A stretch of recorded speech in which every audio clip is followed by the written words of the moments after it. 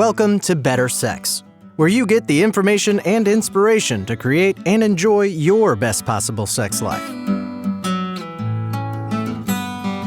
Join your host, sex therapist Jessa Zimmerman, as she brings you expert guests, helpful tips, knowledge, and strategies to improve your intimate relationships.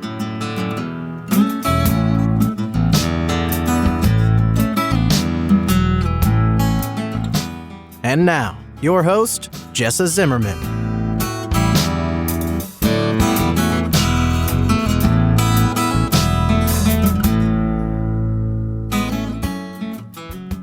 Hey everybody, it's Jessa. Welcome back to another episode of the Better Sex Podcast. I appreciate you being here, taking the time and tuning in. And before we start today, I just want to share again a new free resource that I have for you, which is a recording of a webinar I did called How to Make Sex Easy for Both of You Without It Feeling Like an Obligation. It was an incredible conversation, lots of information to share, including the 3 mistakes that almost everybody makes that is actually making sex more difficult, making your sex life more difficult.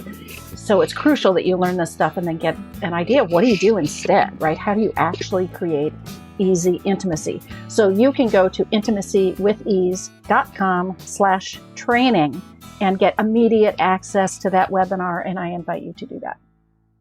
Today's show is a great example of how I picked a topic that is going to apply directly to very few people and yet really applies to everyone. So I'm going to invite you to listen to it, whether you have a spinal cord injury or not, because Mitchell Tepper, my guest, has done all this research and all this work around sex and disability.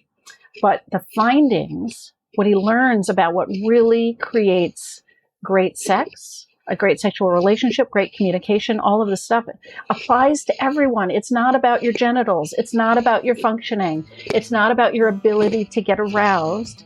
It's these other things. And it's just so vital, even if your body works just like you think it should or just like you want it to.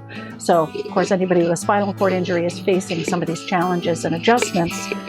But this information is really, really valuable for everybody. So I hope you enjoy it and get a lot out of it.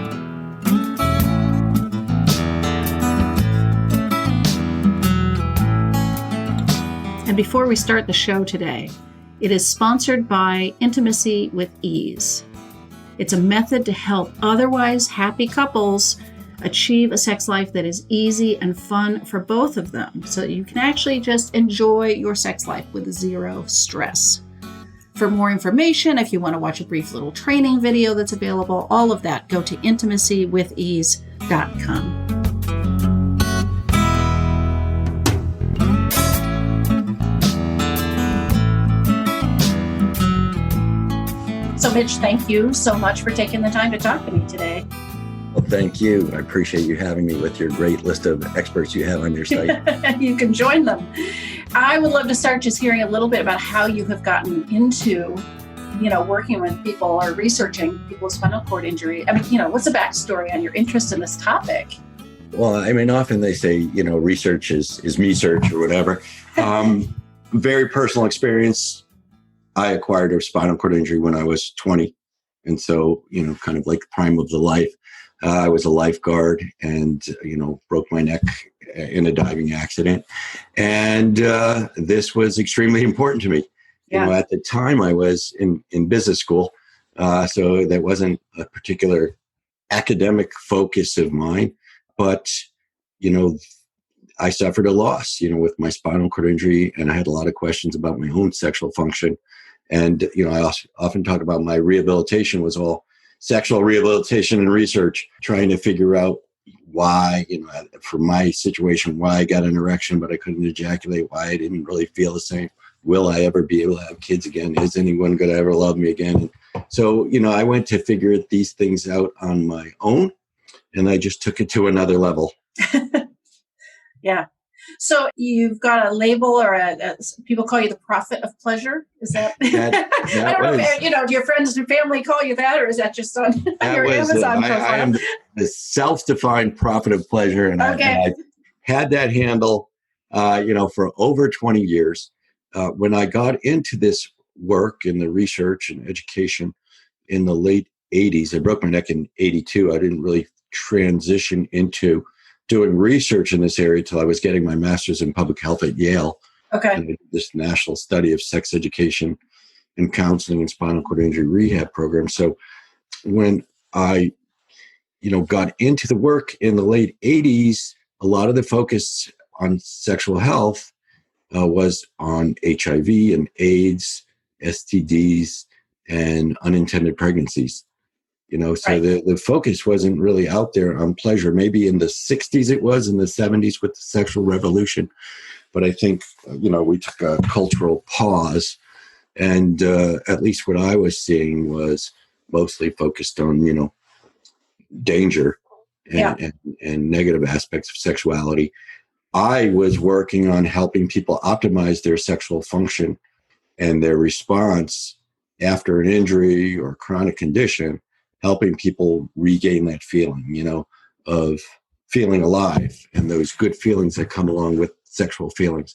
So I was always focused on pleasure, and I felt it was my calling. Yeah. And I moved from business to public health to specifically focusing on sexual health.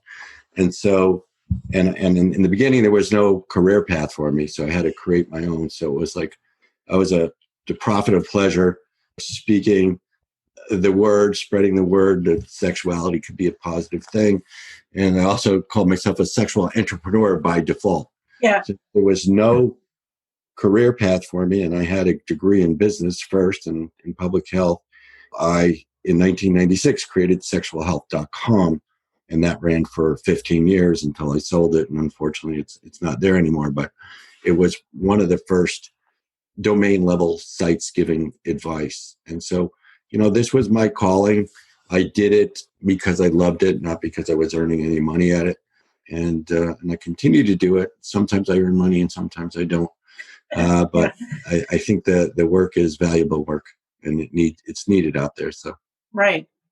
I have two different things in mind in talking to you today. Part of it is about hearing a little bit about what happens for people with spinal cord injury, what's possible, all that kind of stuff, but also how all of this is applicable to able-bodied people, right? People that haven't had these injuries, because I'm sure that the learning and the insights that you have and the way you think about this, it doesn't matter, right? This is all Exactly. a really, really important element. So when you got into this and started studying it, researching it, was there anybody else doing it? Are you the pioneer of this? What was the sort of state of the field at the time?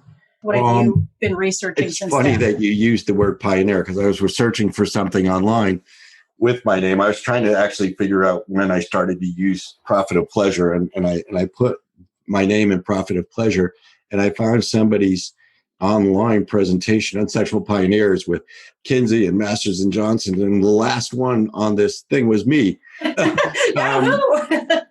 I can't say, there was Sandra and Ted Cole in the world of sexual rehabilitation and sex and spinal cord injury, who really developed a lot of the literature there. And Sandra Cole, when she was president of ASEC, I remember her handing me the baton. She was on stage and passing that off. And so there were people who came before me, but I think like I said, I made this my life's focus on just this area. I don't know if there was a lot of, there were some women in the disability movement who spoke about sex, but I'm not pursuing it as their life work. But I would say I am a pioneer, but not the earliest, Right. I would definitely claim to be a pioneer in sexuality online, in sexual health online with, doing a domain, website, sexualhealth.com in 96. Right. So, and that,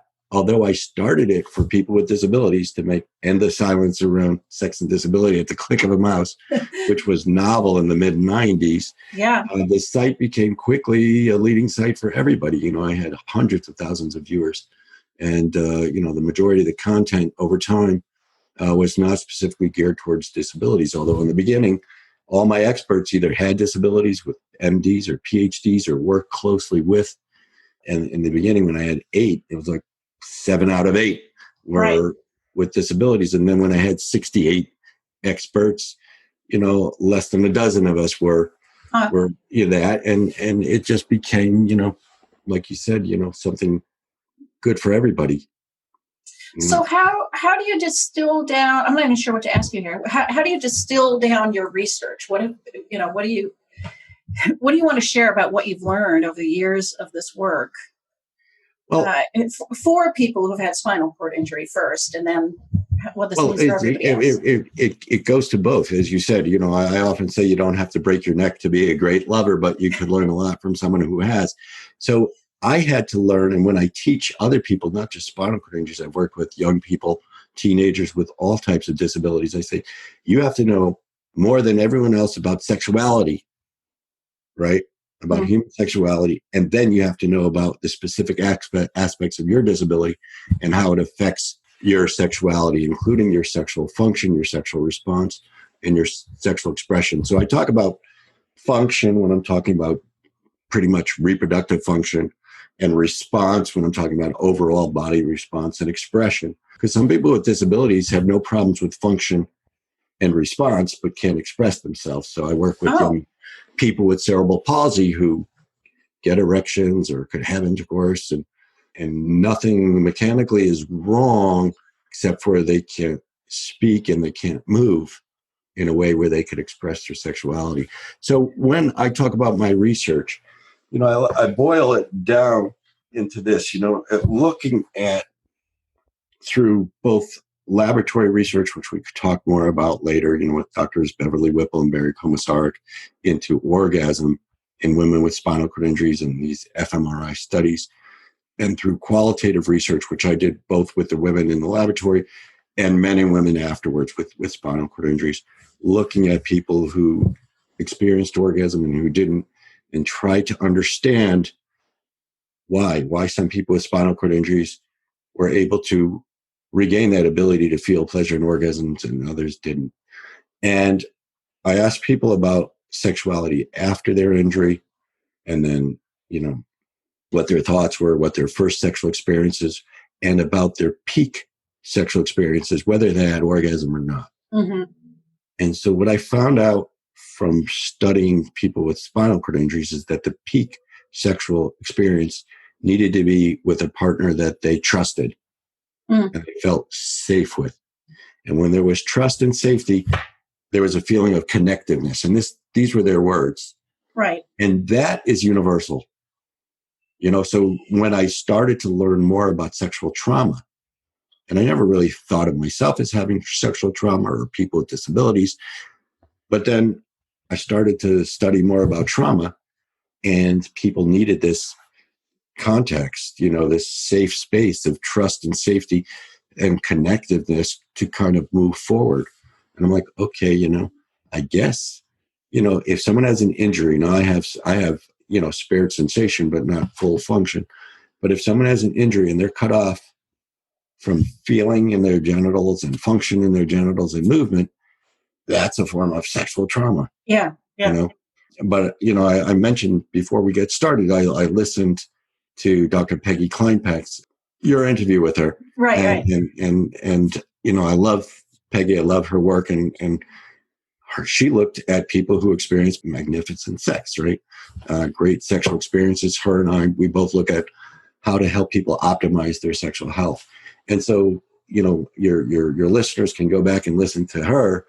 And they looked at people, through the age range. But like my research, she found that what makes for magnificent sex has nothing to do with genital function. Yeah. And everything to do with this kind of relationship between the partners and their ability to be creative and to have these discussions. She calls it consent, but being able to negotiate what they want sexually, letting go of what they thought they know. Yeah. So my folks, they had to get rid of these thoughts that, sex equals penis and vagina intercourse, and all the myths they learned before their injury and things that were bombarded with the media. So just like her population said, they have to kind of let go of these very limited notions of what sex is about and be creative and allow themselves to kind of really experience their sexuality for themselves and with each other and share that. So these are this trust, safety, and connectiveness being the combination that allows people, at least in my research, to transcend any physical loss to experience pleasure and orgasm. So that's my kind of universal message that I came through looking at, people's trajectories from, being sexually devastated at the time of injury and feeling like their sex life was over and that pursuing it was pointless. Why bother? These are things that people told me they were themes. Yeah. Until they were in a particular relationship. And that relationship didn't have to be, some people in my research didn't experience this till 10, 15, 17, 20 years past their injury. Wow. Right? But it doesn't have to be that long. One of the women in our research in the laboratory with Doctors Whipple and Komisarek came to our laboratory specifically. It was only 3 years after her injury. She came to our laboratory because she had been abandoned by her partner, literally left on a couch after she came home. Wow. And she had avoided sexuality because it was, a source of pain and fear. And when she saw the call for research to go explore her sexuality in a lab, she did it because she wanted to do it in a safe place. Mm-hmm. And she was one of the 3 out of the 15 women in our labs who experienced multiple orgasms, even though she had no feeling or movement below the level of her injury. That's how powerful the proper context is. That's how powerful our mind is. Yeah. In all of this about human sexuality and sexual response. Now, I don't know if in your research I don't know if you can answer this question based on your research, but do you have some sense of what difference it makes, like what age an injury happens, like how much sexual life somebody's had before the injury, or what kind of upbringing and belief systems they had around sex before their injury in terms of coming through this in a way that is fulfilling? Two different questions. I'll do the scientific statistical ones, which I do have evidence on because in addition to doing qualitative research, I did quantitative research. So that the difference in the people who experienced in my group, and I looked at both orgasm and no-go orgasm. And so time since injury seemed to be a factor, since the orgasm group measured on average 17.1 years post-injury, and the no orgasm group averaged 10.3 years post-injury.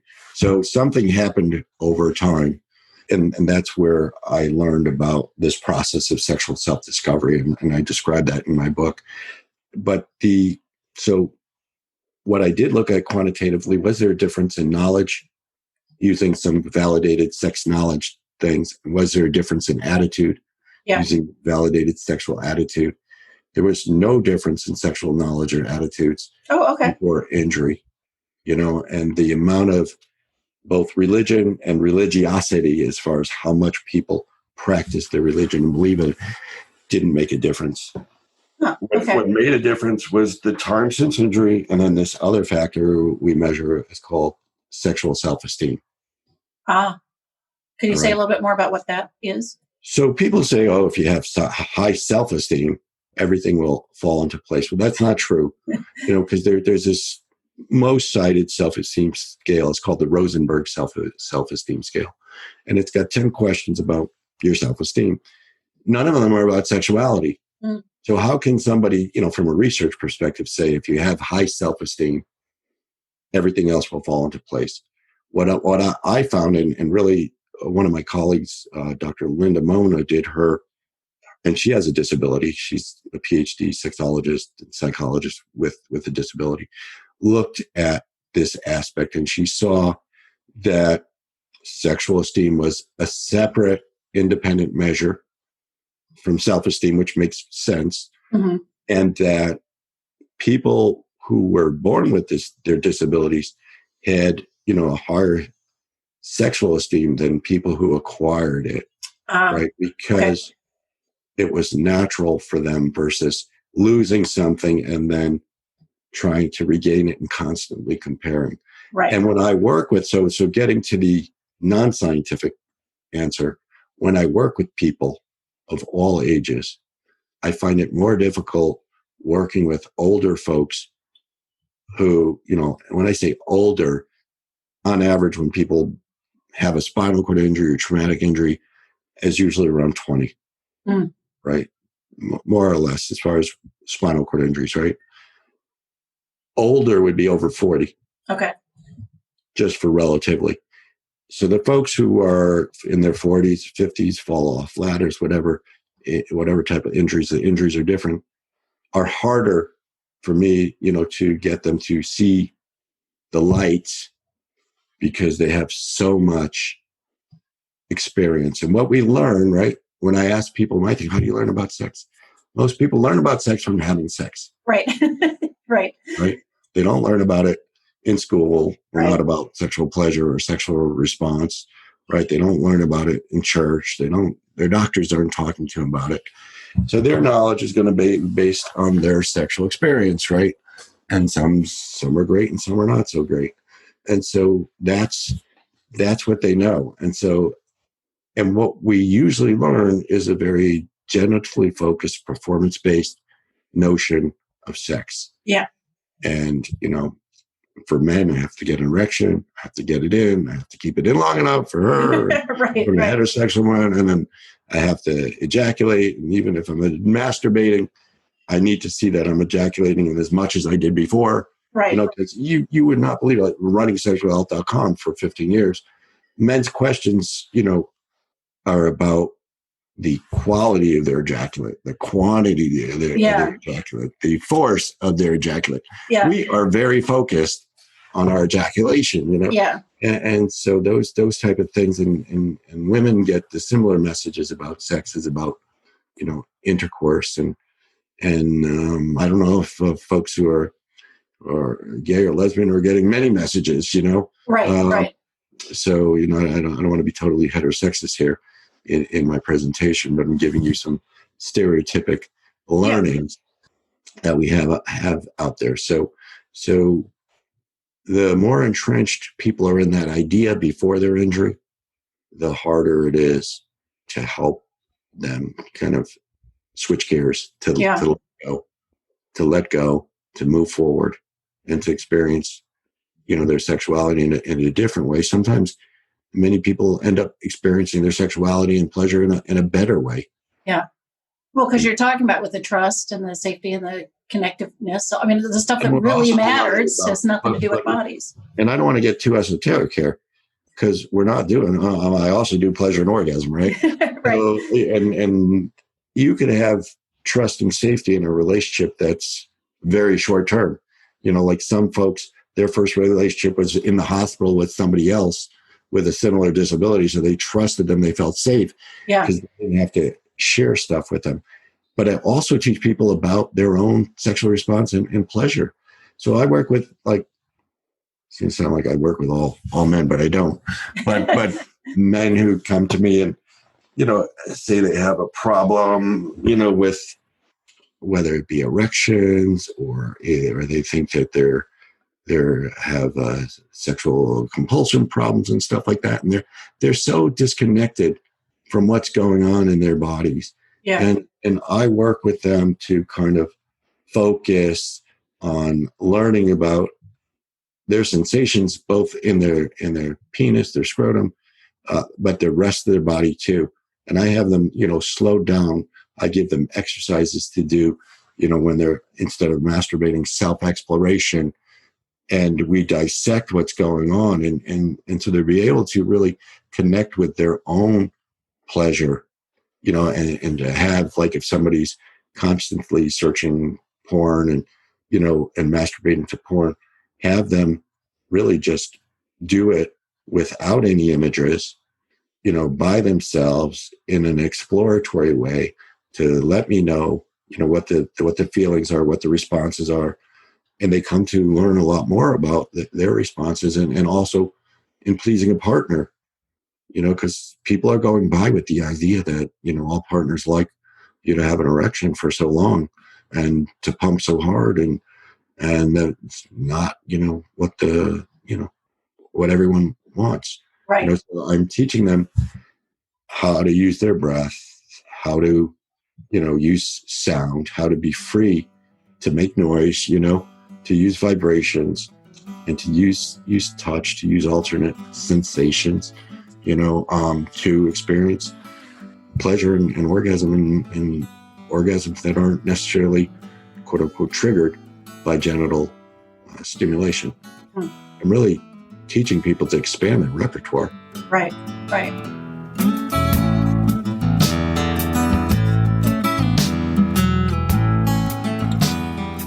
Hi, it's Jessa here, taking just a quick break. Thanks for listening so far. I wanted to let you know about the sex quiz that I've put together called How Healthy is Your Sex Life?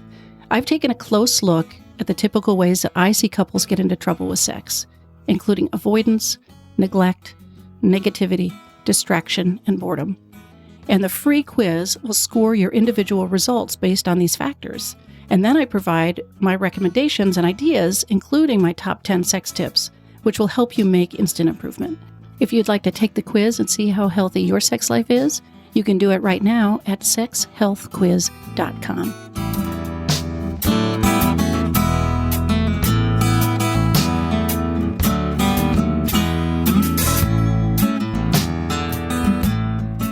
It's interesting because I talk in my work in my practice, right? I'm talking to people a lot about how their expectations are so throttling, right? The expectations are so limiting. And even for a heterosexual couple whose genitals are functioning, that's still such a limiting way to think about sex, right? Like it's, even if their bodies are working perfectly right now, things get rocky at some point. And it's so helpful to think, wait, we can throw all those beliefs out the window and start over, broader, right? Way more flexibility. It can also be very, very scary too. Yeah.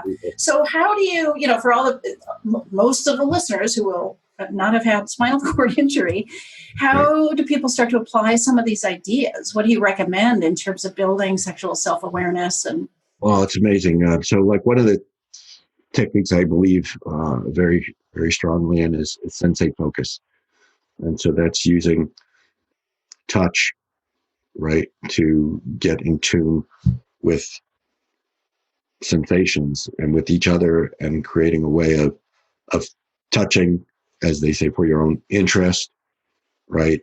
So many of us are really focused on pleasing the other. Yeah. And our performance that, someone might say, well, they're not there for me. Well, they are, but they're there, but they're thinking about what you want and they're performing for you, but they don't feel like their lover is connected, And so people need to understand that it's okay to focus on pleasing somebody for your own interest, or doing something for your own interest and with this particular type of touch. So we teach people to use a touch that's, like a light touch and to communicate, in one that's got more pressure and to communicate this and is it warm? Is it cool? Is it rough? Is it soft? And through doing these body exercises, first avoiding, and Masters and Johnson created these, right? But first by avoiding, breast and genitals, and then progressively sharing this touch, it really builds on people's communication, that sexual communication, and that consent that Peggy talked about, Dr. Kleinplatz, in her work. So that's one thing that I share with people, and then I use it definitely with people with spinal cord injuries, when a partner doesn't have one, or whether they do, and help them create this safe way of communicating verbally and non-verbally. And when you are touching someone for your own interest in a way that if the person receiving the touch will move your hand or redirect or something if they're not experiencing something, or if they're experiencing something that's uncomfortable. Right. But it's amazing that this relatively simple exercise, I'm using that with, obviously, I think it takes some guidance and stuff, but I mean, it just requires two people and touch. Yeah. That's what I mean by relatively simple. Can really expand people's sexual communications tremendously. And then I'm also a big fan of Tantra. And once again, Tantra can take things to an esoteric level. And, and I've learned, like, my foundations, what I learned about Tantra was from Kenneth Ray Stubbs, who wrote a book called The Essential Tantra, who also acquired a spinal cord injury. And so we connected because someone asked me to reach out to him after he acquired his spinal cord injury. So I taught him a lot about sex and disability in general, and he taught me a lot about Tantra. And what we boiled it down to, and when I teach it, is stop, focus, and connect. Mm. So stop, right? We have to slow down. Yeah. Right? It's not about getting it up, getting it in, getting to it, Right. rushing to it. Right. It's not about driving. Right. Right. Yeah. So we have to slow down, and we have to slow down. We have to stop all that thinking in our head, because Peggy talks about you want to be in the moment, in a flow situation. Yeah. And mindful, not like we're doing mindfulness exercises, but being in the moment, allowing yourself to be in the flow, not what Masters and Johnson calls is spectatoring, right? Right. So we want to slow down the chatter in our mind. We want to slow down the action. We want to focus, focus inward on our sensation, focus on our partners. And I say, with the right intention, right, and the right attention, anything could be erotic, right? So stop, focus, and then connect, whether it's through your eyes, through touch, through breath.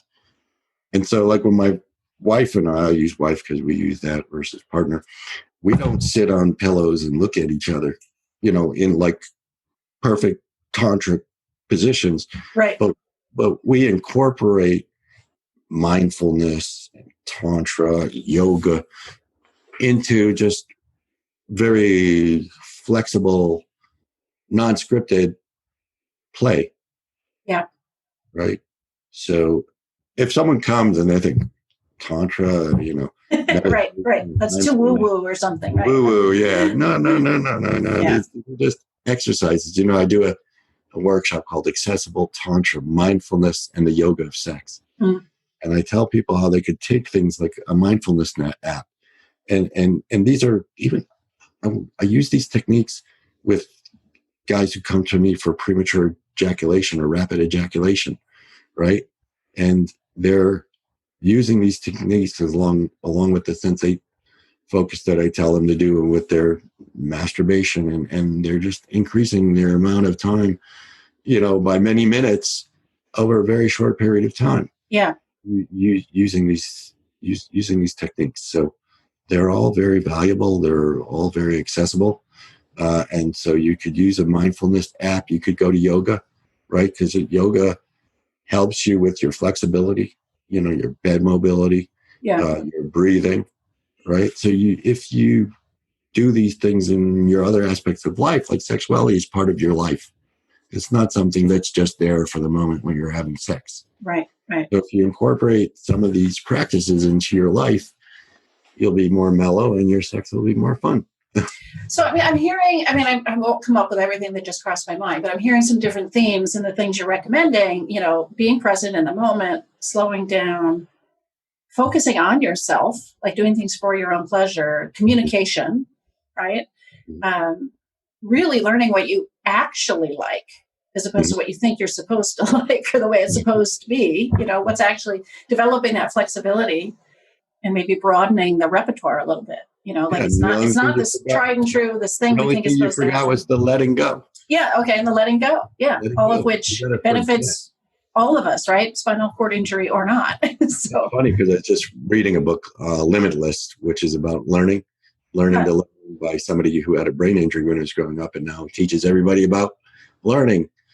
And he said, one of the first things to becoming limitless is forget what you think you know. Yeah.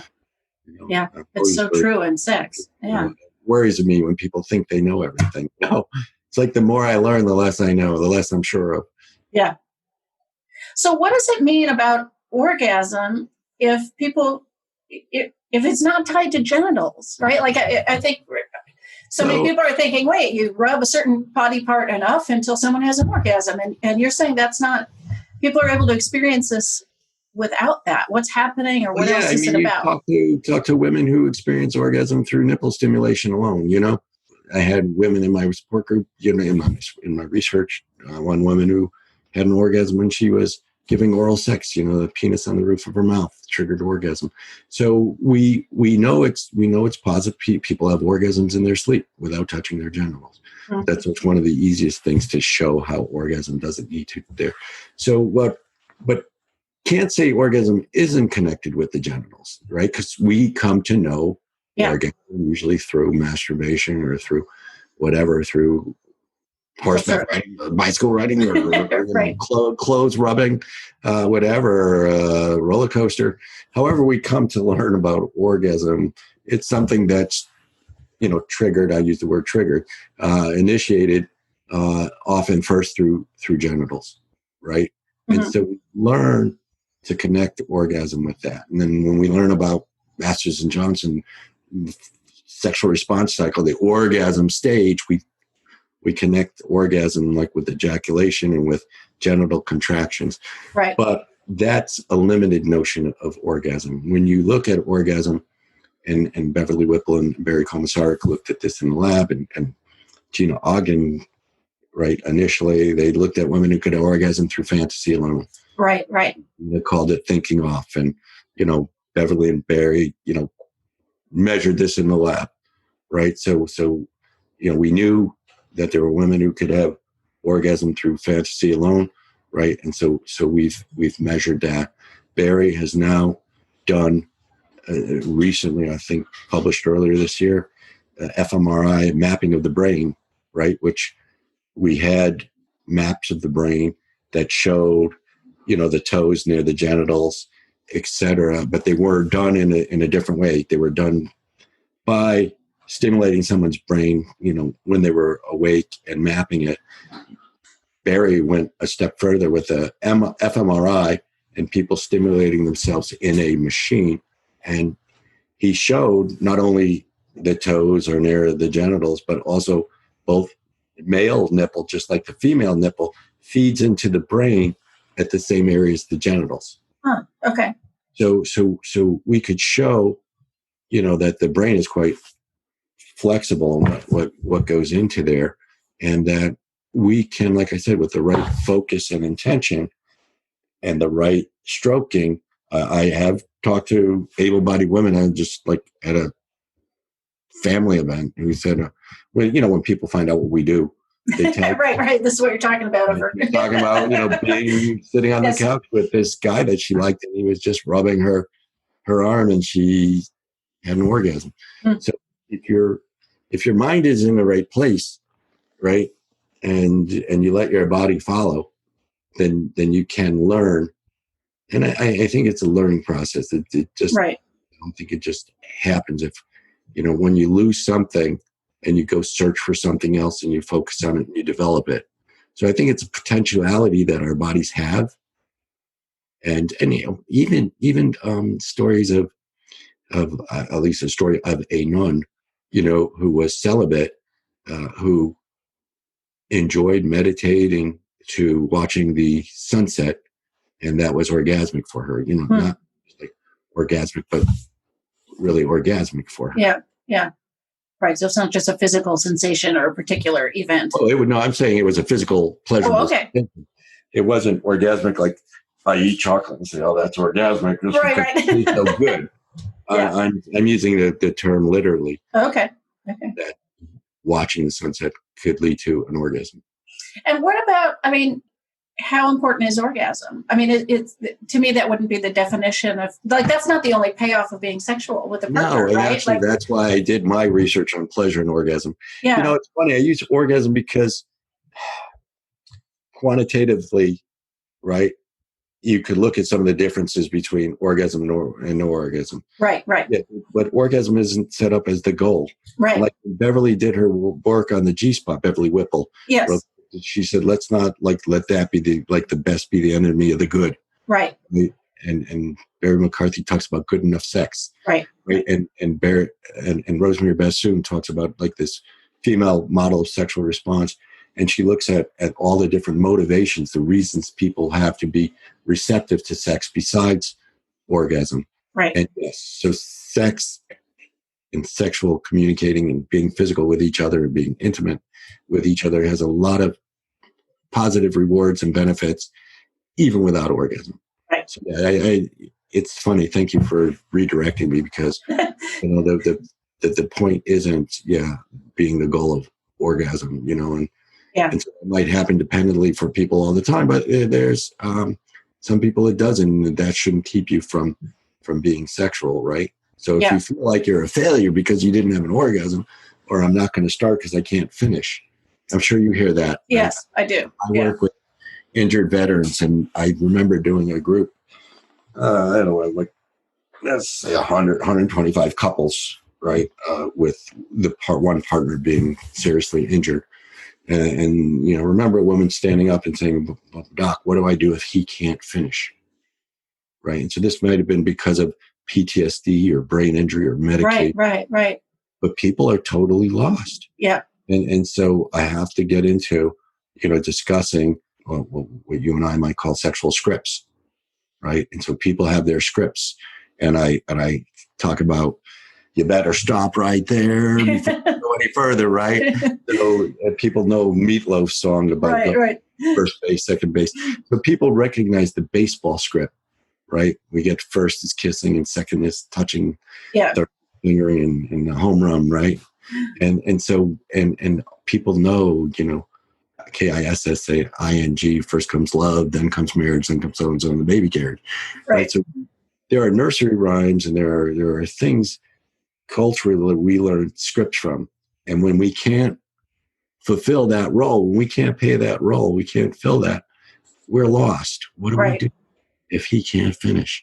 So we have to help people write new scripts. Yeah.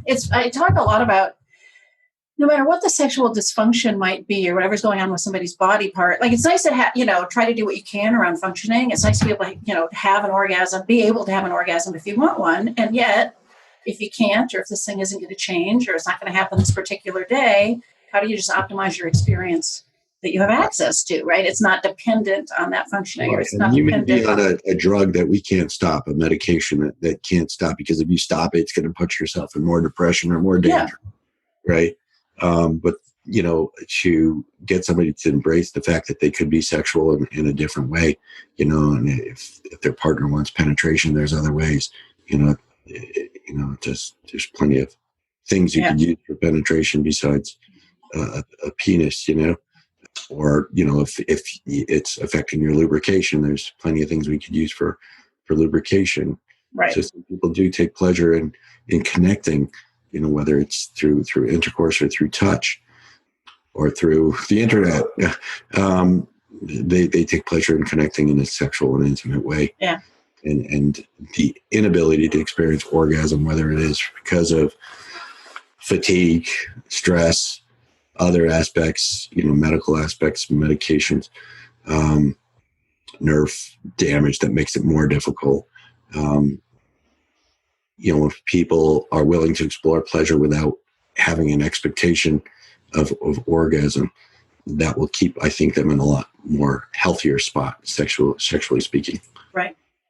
All right. So you already talked about using something like sensate focus and conscious, tantra, potentially conscious masturbation, whatever, various techniques that you use with people. What would you, I'd sort of like you to wrap up with, how would you invite able-bodied couples to sort of, how do you motivate them to do a little bit of this instead of just going with the thing that's working before they need to expand the repertoire? How do you invite them into, what's the value of doing this, even if everything's working fine?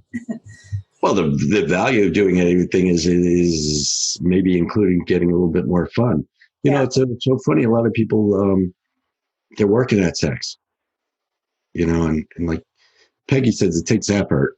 Yeah. But when you work at sex, it doesn't work, or it becomes routine or stale.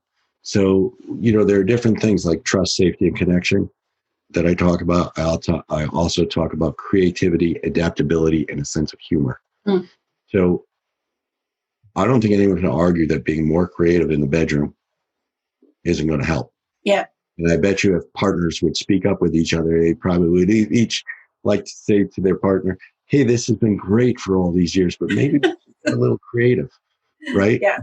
And, well, maybe we could adapt this and I'd be a little bit more comfortable. I really haven't told you that I probably let go more, or probably have a better thing if I wasn't, uncomfortable during this experience, or I don't like that position, right? And a sense of humor, right? So when we work and we're working hard and we have these expectations and these goals and we're not meeting them, then we get negative, right? Right. Versus people with disabilities learn very easily, very, very quickly that you need to have a sense of humor if something doesn't work. Yeah. We can't take ourselves too seriously. We can't take sex too seriously, right? We can't take leaking, during sex. If you have like an incontinence issue and you get your partner a little wet, it's like, we can't let that shut us down, Yeah. We have to, be able to laugh about it, then put something waterproof down next time if you're worrying about it. Right. So, yeah. So value getting out of the routine, basically, right? Creative, fun, playful, sense of humor. Go back maybe to the drawing board and think, wait, what else could I like besides what we've narrowed our sex life down to? And play, it's to be more playful. The opposite of work is play. Right. And most sex isn't reproductive, right? Yeah. And if you just want to have a quickie and have an orgasm because it helps you relax before you go to bed, fine, right? More power to you. But if you want to play, if you want to take the afternoon off or take more time and have a longer experience, then you can be more playful, you be more creative. Yeah, cool. All right. So where can people find you? Where do they learn more about you, get in touch with you if they want to, what you have to offer? drmitchelltepper.com. So they go to my website, drmitchelltepper.com, and the contact form, thank goodness, works reliably. So that you can contact me, through there. Okay. And you've got your book, right? And I'll put all these links in the show notes too, so people can easily access that. So regain that feeling. Secrets to Sexual Self-Discovery. Although it's got someone with spinal cord injury on the cover, it's not just for people with spinal cord injuries. Yeah. And that's, I may rewrite that book and put a new cover on it so that more people will be open to it, picking it up without injuries. It's one of the best sellers in that area, but I really want other people to learn from our experiences. Yeah, I mean, to me, that's the takeaway of this interview is that all of this stuff is so relevant to everybody, no matter how their body works. I mean, it's just so important. So, absolutely. Yeah. Well, thank you again for being with me. You're welcome. Thanks for having me. Bye-bye.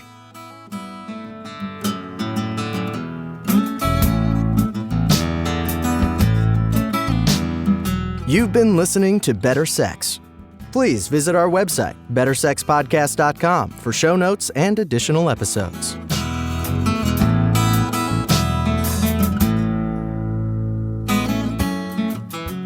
And that's a wrap for today. I really hope you enjoyed the episode.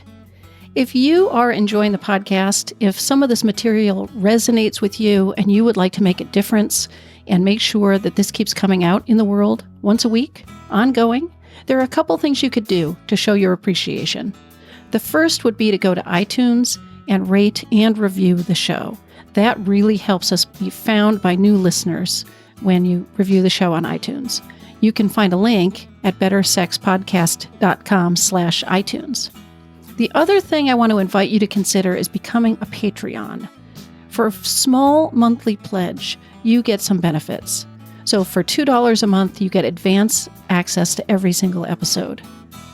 For $5 a month, you get a chapter of my upcoming new book. And for $10 a month, I host quarterly get-to-know-you and question-and-answer chats over the web, and you get invited to that. I would love to have your membership in that, become part of the Better Sex family. You can find a link at bettersexpodcast.com/Patreon, which is Patreon. Again, thanks for listening. I'm glad you're here. Feel free to comment, ask questions, get in touch. I'd love to hear from listeners. Thanks.